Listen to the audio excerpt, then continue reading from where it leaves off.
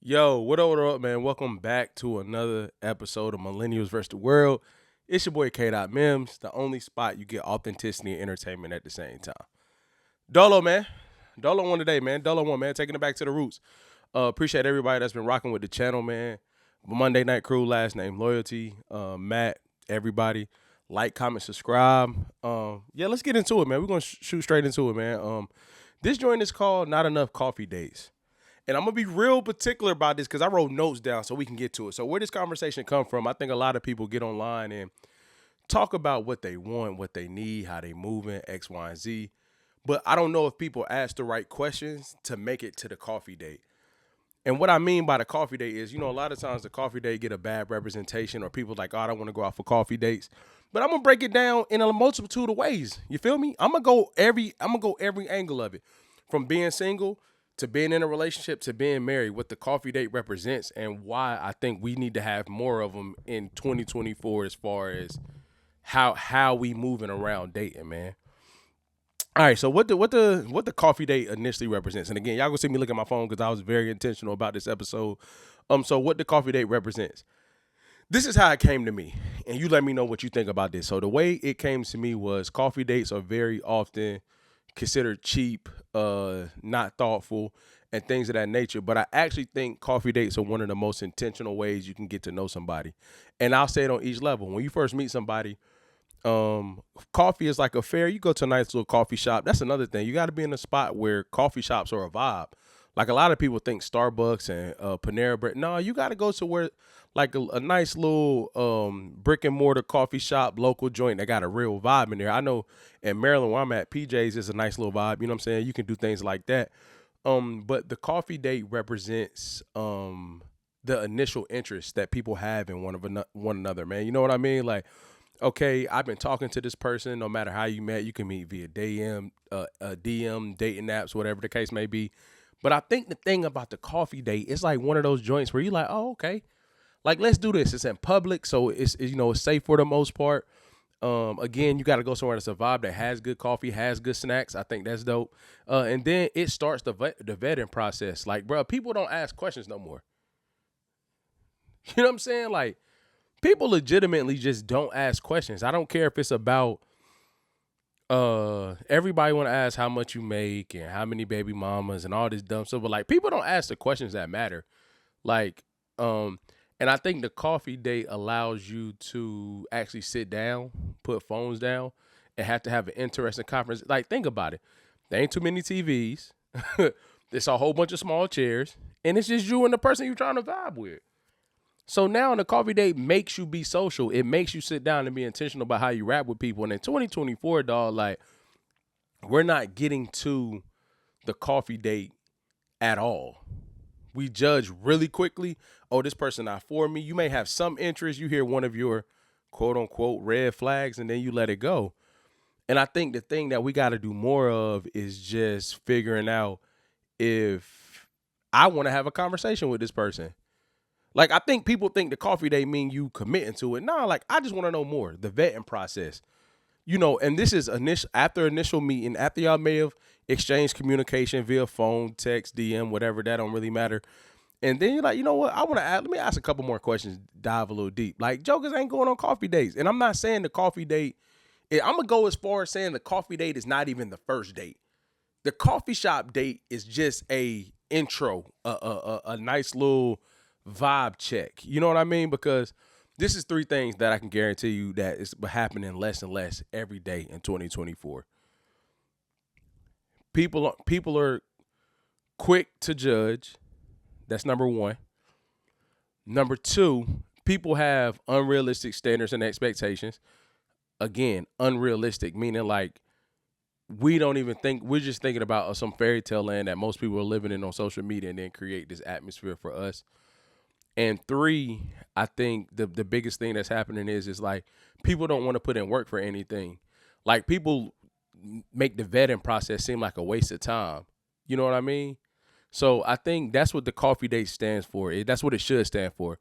Initial interest, vetting process, and then again, we got to be safe with these things. We got to move a certain way.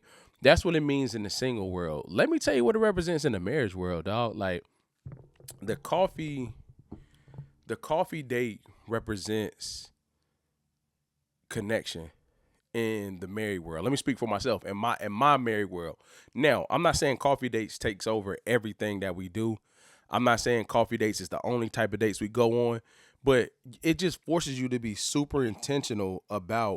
um super intentional about the conversation. You know what I'm saying? Like it's not a lot of distractions. For me and my wife, we like to go on coffee dates, A, to try new coffee, and B, sit down and just rap. No phones, no anything, and try to have conversations. Now, I haven't been on one recently, you know what I mean? But I also think that's in context of when you're an adult, full time, you're working full time, you may have kids. I have kids, both people are working. Those dates don't come with regularity, but when you have them, the intentionality behind that is very important. Because one of the things that I'm learning is just that you really, really, really got to learn how to have intentional time. And I think for single people and married people, the coffee shop just gives that intentional time if you use it the correct way. And I think sometimes we don't always know how to communicate, like just wanting to be around somebody or just wanting to vibe with somebody. We got to make it seem like more than what it is. And I think if we put our neck out there and say the truth, that, you know what I'm saying, we can get back to the coffee date, dog. We got to stop downplaying the coffee date. Um, and my second thing is what I wanted to talk about is like how for husbands, how I value it as a husband, right? Like, let me be super transparent. Like, so me and my wife been together for 14 years, married, about to be 11 in November. We have two kids, a 3-year-old and a 1-year-old. Bruh, it's hard to find time, dog. Like, I work full time, she work full time. I have a production company and the podcast, obviously. And she's getting certified in different levels of her expertise. You know what I mean? Like, first, let me acknowledge that it's hard. But I think the value for me specifically is that, man, my dog trying to come in here, dog. The value specific, let's go. The value specifically for me is like, my wife is like a coffee connoisseur, tea connoisseur. So like the value in this for me is, hey, I get to learn something new from her. And have you ever went in a real vibish coffee shop and just sat down and admired maybe where I'm at is New Orleans based and just kind of sat and talked about what was in there, like the history in there or spark conversations that way? Because what I've learned is when you get married and you get of age, less is more sometimes. Like, I think it's more impressive at our stage and at our age. Again, we go on dates and stuff like that, but it's more impressive to be able to still connect, bro. Like, we've been together since we was 19. You know what I mean? Like, we're 33 now, and it's one of those things where like you actually thankful that you can still connect with somebody, you can still vibe with somebody, and I think a lot of people don't value connection. And for me, I'm gonna keep saying it. Our thing in the marriage standpoint is how intentional are you about the time you have together.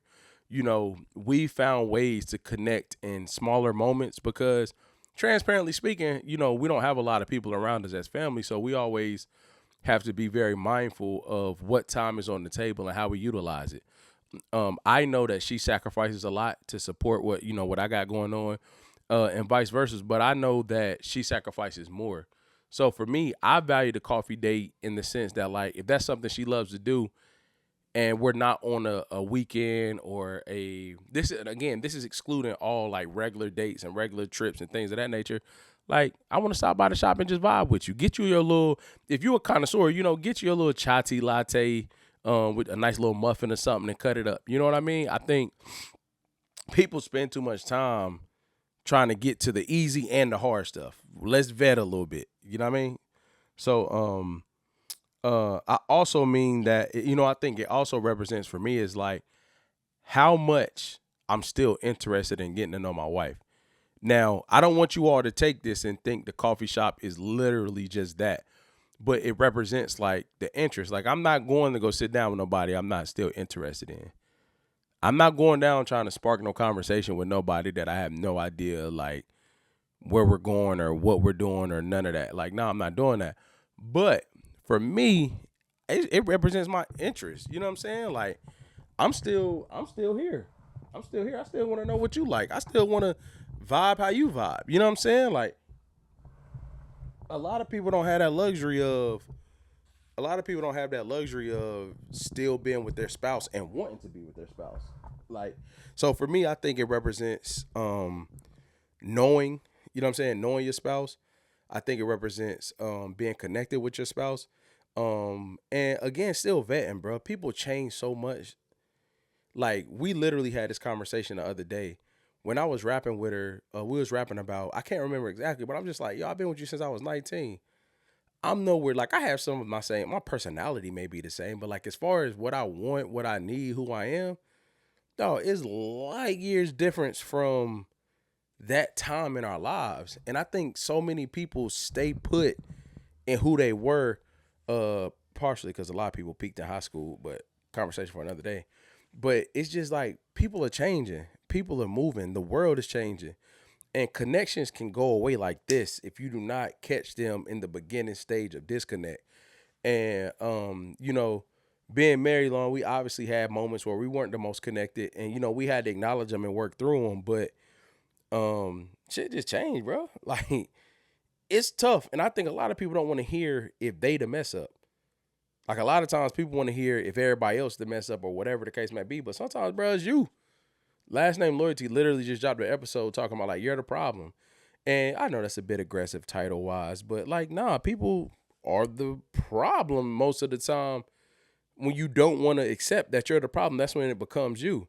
Like, you got to be able to take accountability for it. And I guess I'm just sad. I don't know if sad is the right emotion. Let me think about that. I guess I'm just disappointed in the way people are not vetting past these fake, like, three questioner, like, oh, how much you make? Do you live with your parents?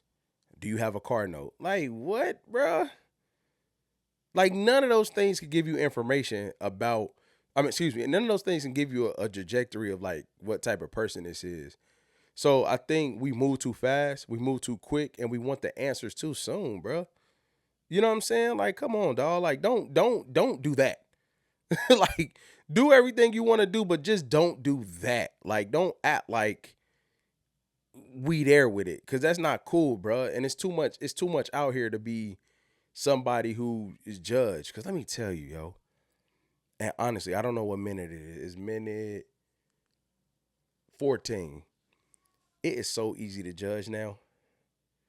Like, people can get judged so easily. It's easy for me to judge. Like, it's easy for people to judge now. So it's like, you already battling social media. You already battling a judgmental society. You already battling everything that like, you already battling internally if you're working on yourself and trying to be a better individual. If you're working through trauma, working through whatever, like, you're already battling that stuff, and then you turn around and get with somebody that's judgmental. Like, that's tough, dog. And I don't know if we can overcome the lack of vetting that we're doing. People move on so quick before they even get a real glimpse of who somebody is. Now, are there red flags? Yes. Are there people that you should stay away from? Yes. But what I'm saying is, if you see some initial interest, get to the coffee date, dog. Ask 3 more questions. Ask why. Oh, how did that happen? How did you handle that? What are you like when you get mad? Now, granted, everybody's in the first stage trying to figure out what it is. That's cool. But we don't even ask those questions that's worth the information we need to make a solid decision. Like, if somebody forgot to archive something on their page, they're done. Like, come on, dog. Like, come on, man. Make it to the coffee date, man. I'm sorry. That got me. Number 3 is number 3 is question. So I kind of already hit that. People are attracted to a type and not a mentality. People are attracted to a type and not a mentality. I think it's easy to fall into this. You want to be attracted to who you with. You should be attracted to who you're with.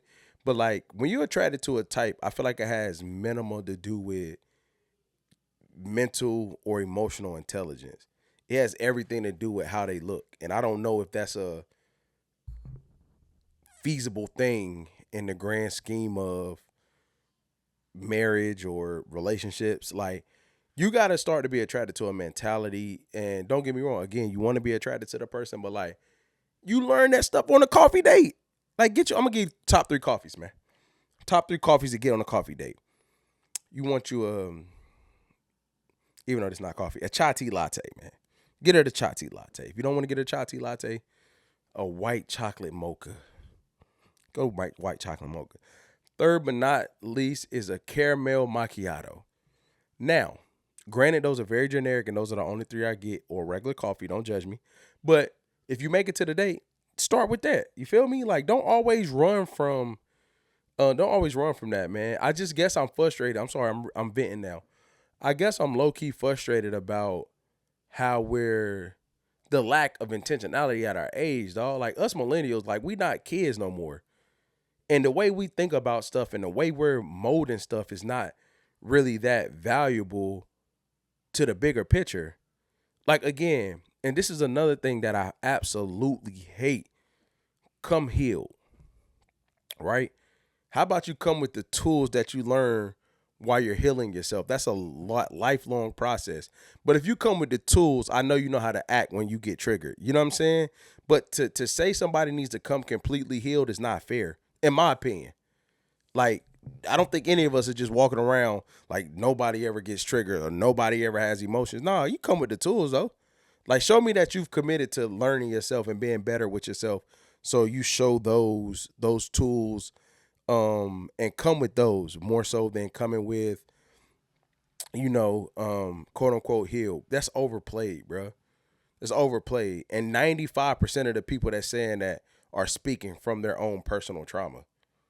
Like people telling you to come healed, and I bet you they've been to therapy twice. That's what kills me. Like you've been to therapy twice, but you're gonna tell me to come healed. HOF. FOH. My bad. FOH. Like, come on, dog. Like, that's one of those things in 2024. We got to get away from these buzzwords before we actually know what they are, bro. Like, that's not a popular thing to go and do. You know what I'm saying? Like, get out of here, dog. Like, that's not something that we need to focus on. You know what I'm saying? I think we need to spend more time actually learning about our past and getting the tools to be better, But hey, look, man, I'm not gonna hold y'all for a whole lot of time. But I appreciate everybody that's tapping in. But make it to the coffee date, dog. Like, what does the coffee date? What did it used to represent that we don't have now? Like, we got to get back to the basics. You know what I'm saying?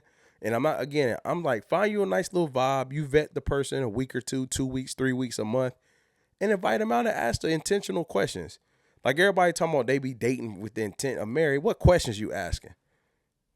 You know what I'm saying? What's the nitty gritty you really getting into? Ask the right questions, dog. Like why are we so easily to blame everybody else, but we ain't asking the questions to get us the information we need? Now, is there some BS out here? Absolutely. Do people not be on what they need to be on? 110%. Cool. But that does not mean that we should neglect the fact to do our due diligence if you're interested. You know what I'm saying? Like, and that's the other side of it. So many people get into situations, whether it's business, relationships, friendships, rekindling with family members. Like, do you really want to be in it? Like, are you really interested or you just need something to do? I ain't going to say my homeboy name, but he always say this, and I get on him every time. Bro be like, that's just something to do when there's nothing to do. And every time I'm like, boy, you ain't. Because I get it. Don't get me wrong. If you single, young, wild, and free, do your thing. But like, that's already dangerous within itself. Like, I'm only vibing with you because I ain't got nothing to do. Now, have we all done it? Absolutely. Absolutely. Have we all made time for it? Absolutely. But what I can say is we not going in your 30s, dog. Like, you got to draw a line. The line ain't got to be big. The line ain't got to be crazy. But you got to draw it somewhere. You understand what I'm saying? Like, you got to draw it somewhere. And we don't really do that. You know what I'm saying? But the point of this episode and the point of this video is just to say, get to the coffee shop. vet them, find somebody, vet them, not him, vet them, and then get to the point where you can ask the right questions. You know what I'm saying? Like you're interested enough to want to know more, and not the BS questions, but the real intentional questions, because your level, your intention, how intentional you are will come through your questioning. You know what I'm saying? Like you can't blame nobody for the questions you come up with to ask somebody that you're interested in. You know what I'm saying? So make it to the coffee shop, dog. This your boy K. Mims, Millennials versus the World. I'm out.